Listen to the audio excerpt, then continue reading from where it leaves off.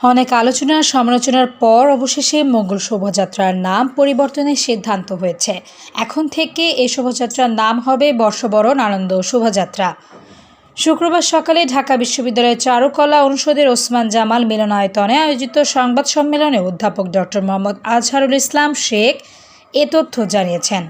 পহেলা বৈশাখ ও বাংলা নববর্ষ 1432 উদযাপনের বিভিন্ন দিক নিয়ে আয়োজিত এই সংবাদ সম্মেলনে উপস্থিত ছিলেন ঢাকা বিশ্ববিদ্যালয়ের উপাচার্য অধ্যাপক নিয়াজ আহমদ খান, বাংলা নববর্ষ 1432 উদযাপনের কেন্দ্রীয় সমন্বয় কমিটির আহ্বায়ক ও প্রো উপাচার্য অধ্যাপক ডক্টর সাইমা হক বিদিশা, প্রো উপাচার্য অধ্যাপক ডক্টর মামুন আহমেদ, কোষাধ্যক্ষ অধ্যাপক এম জাহাঙ্গীর আলম চৌধুরী, বাংলা নববর্ষ 1432 উদযাপনের কেন্দ্রীয় সমন্বয় কমিটির সদস্য সচিব ও চারুকলা অনুষদের ডিন অধ্যাপক ডক্টর মোহাম্মদ আজহারুল ইসলাম শেখ, শোভাযাত্রা উপকমিটির সদস্য সচিব অধ্যাপক এম কাউসার হাসান, প্রক্টর সাইফুদ্দিন আহমদ এবং কেন্দ্রীয় সমন্বয় কমিটি ও উপকমিটি সমূহের সদস্যরা।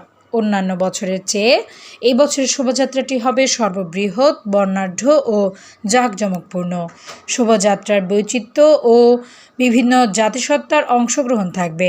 গত শতকের 80-র দশকে শুরু হওয়া মঙ্গল শোভাযাত্রাকে জাতিসংঘের অঙ্গসংস্থা ইউনেস্কো ও বাংলাদেশ সরকারের সংস্কৃতি বিষয়ক মন্ত্রণালয়ের আবেদনক্রমে 2016 খ্রিস্টাব্দের 30 নভেম্বর বিশ্বের গুরুত্বপূর্ণ অধরা সাংস্কৃতিক ঐতিহ্যের তালিকায় অন্তর্ভুক্ত করে। শোভাযাত্রা প্রতি বছর বিভিন্ন ধরনের প্রতীকী শিল্পকর্ম বহন করা হয়।